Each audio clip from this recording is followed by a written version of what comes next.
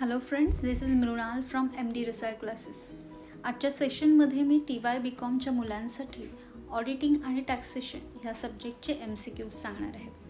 एक महिनाभरानंतर तुमची ऑडिटिंग आणि टॅक्सेशनची 50 मार्क्सची MCQ टाईपची एक्झाम होणार आहे असं पुणे युनिव्हर्सिटीने डिक्लेअर केलं आहे. त्याच्यामुळे त्या सगळ्याची तयारी म्हणून आजचं हे फर्स्ट सेशन.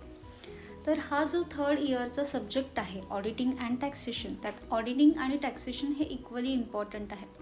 त्यातल्या त्यात टॅक्सेशन थोडंसं हार्ड आणि त्यात न्यूमेरिकल्स असल्यामुळे आपण सगळ्यात पहिलं सेशन जे आहे ते टॅक्सेशनचं घेणार आहोत.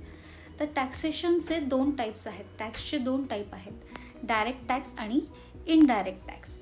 डायरेक्ट टॅक्स हा डायरेक्ट आपल्या इन्कमवर चार्ज केला जातो, तर इनडायरेक्ट टॅक्स हा आपण घेणाऱ्या वस्तूंकरवे आपल्याकडनं इनडायरेक्टली रिकवर केला जातो. तर डायरेक्ट टॅक्सचे एक्झाम्पल्स आहेत इन्कम टॅक्स आणि वेल्थ टॅक्स. हे दोन टॅक्सेस जे डायरेक्ट टॅक्सेसमध्ये येतात आणि इन्कम टॅक्सचा GST जो आहे तो इनडायरेक्ट टॅक्समध्ये येतो. पूर्वी VAT, सेल्स टॅक्स असे अनेक प्रकारचे टॅक्स आपल्याकडे असायचे किंवा इनडायरेक्टली लादले जायचे. तर आता त्या सगळ्यांसाठी एकच GST हा इनडायरेक्ट टॅक्स लादला जातो.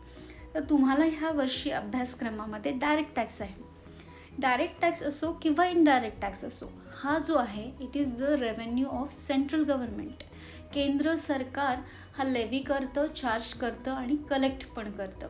So we can say that direct tax आणि indirect tax is the revenue of central government. जवळपास 30% इन्कम जो आहे तो डायरेक्ट टॅक्स थ्रू सरकारला होतो, तर 70% टॅक्स हा जो कव्हर केला जातो, मिळवला जातो, तो इनडायरेक्ट टॅक्सेस थ्रू.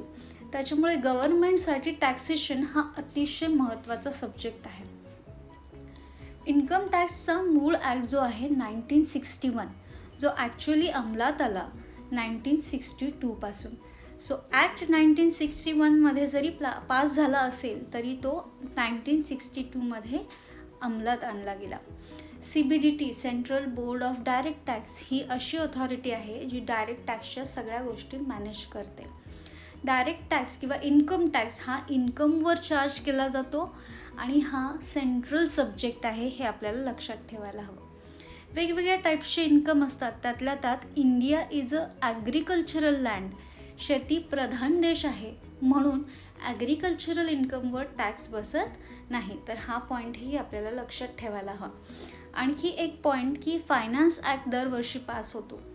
तो युजली 28 फेब्रुवारीला पास व्हायचा, आता 1 फेब्रुवारीला पास होतो, जो की फायनान्स मिनिस्टर जे आहेत इंडियाचे ते पार्लमेंटमध्ये सादर करतात आणि त्यालाच आपण काय म्हणतो, budget. Yes, the finance act passed by the finance minister every year in the parliament is known as budget.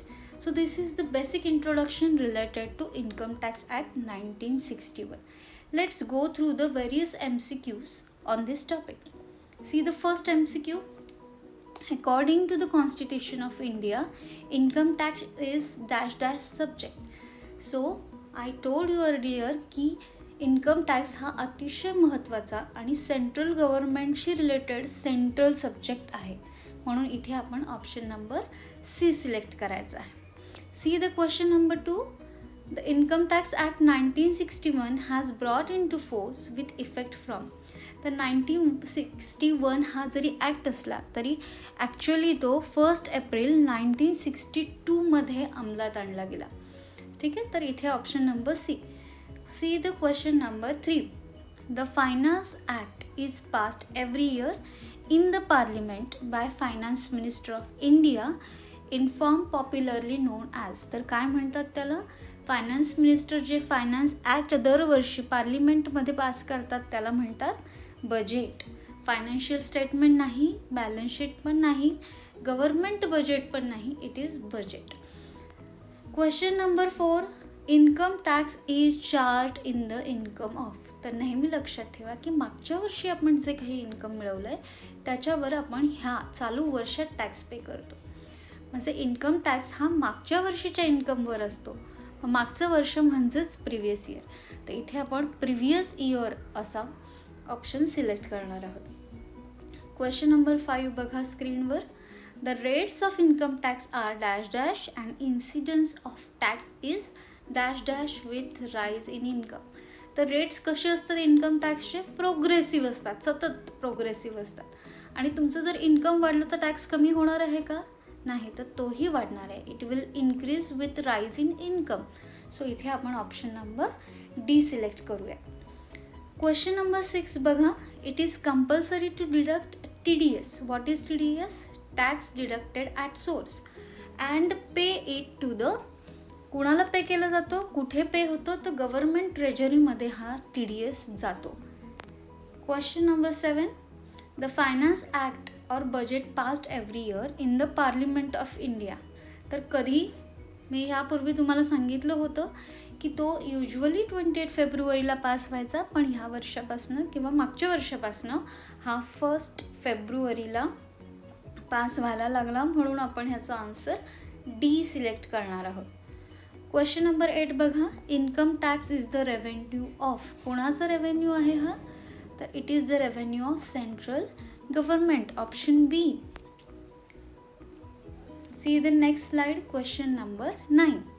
The income tax on all types of income other than dash dash income is charged and collected by central government. तर आपल्याला माहिती आहे की central government सगळ्या टाईप्सचे इन्कमवर tax लावतं, charge करतं आणि collect पण करतं. पण असं कुठलं इन्कम आहे ज्याच्यावर ते चार्जही करत नाहीत आणि कलेक्टही करत नाहीत? तर त्याचं ऑप्शन आहे ॲग्रिकल्चरल इन्कम. ह्या एकमेव इन्कमवर असं नाही की हा एकमेवच इन्कम आहे, पण ॲग्रिकल्चरल इन्कम जे आहे, आपली ॲग्रिकल्चरल लँड असल्यामुळे त्याच्यावर टॅक्स लागत नाही. क्वेश्चन नंबर 10 बघा. Income tax applies to the whole of India. सर्व देशामध्ये हा टॅक्स लागू होतो, अप्लाय होतो, इन्क्लुडिंग जम्मू काश्मीर. ओके. नंतर question number 11. Which of the following is the example of direct tax. मगाशीच बघितलं इन्कम टॅक्स आणि wealth tax are the example of direct taxes, म्हणून इथे आपण वेल्थ टॅक्स सिलेक्ट करणार. क्वेश्चन नंबर 12 मध्ये the dash dash has the power of administration, supervision and control in the area of direct tax. इथे आपण of लिहूयात. Okay. Area of direct tax मग अशी कुठली अथॉरिटी आहे? तर इथे आपण CBDT, central board of direct tax ही अथॉरिटी आहे, हे आपल्याला माहीत आहे. लास्ट स्लाइडमध्ये बघा. Question number 13. Full form of CBDT. CBDTचं फुल फॉर्म काय आहे?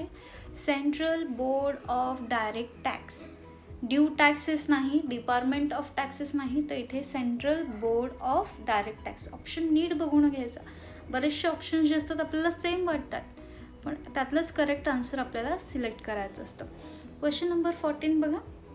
The income tax act was introduced in the India by James Wilson, British India's first finance minister. James Wilson कोण होते? की ब्रिटिश काळातले फायनान्स मिनिस्टर होते, फर्स्ट फायनान्स मिनिस्टर. त्यांनी तो इन्कम टॅक्स आणला. तर तो कुठल्या वर्षी किंवा कितव्या वर्षी आणला? तर त्याचा आन्सर आहे 1860. 1860मध्ये त्यांनी इन्कम टॅक्स चार्ज केला, लेव्ही केला आणि कलेक्ट पण केला. 15th question. Income tax is a. Yes, income tax काय आहे? तर it is a direct tax. Option A. And the last question. The income tax act passed in India after independence in the year. तर income tax act कधी pass झाला? 1961. म्हणून आपण income tax act 1961 असं म्हणतो. पण ॲक्च्युली तो आला कधी, आपला कधी झाला? तर 1962, पण पास झाला 1961मध्ये. तर ह्या 2 डेट्स फार इम्पॉर्टंट आहे. 1961, 1962 ह्या लक्षात ठेवा. तर इथे ह्या केसमध्ये आपण 1961 असं सिलेक्ट करणार आहे. तर हे होते इन्कम टॅक्सशी रिलेटेड सगळे इंट्रोडक्टरी MCQs. तर उद्याच्या सेशनमध्ये आपण अजून पुढचे MCQs बघणार आहोत. तुम्हाला जर व्हिडिओ आवडला असेल, समजला असेल तर प्लीज लाईक करा, सबस्क्राईब करा MD रसाळ क्लासेसला. आणि तुमचे जे कोणी फ्रेंड्स आहेत जे पुणे युनिव्हर्सिटीमध्ये शिकत आहेत, TY.BComमध्ये आहेत, त्यांना प्लीज हा व्हिडिओ पास ऑन करा. उद्याच्या सेशनमध्ये आपण खूप साऱ्या नवीन गोष्टी टॅक्सशी रिलेटेड शिकणार आहोत. सो प्लीज उद्या पण जॉईन करा. Thank you so much.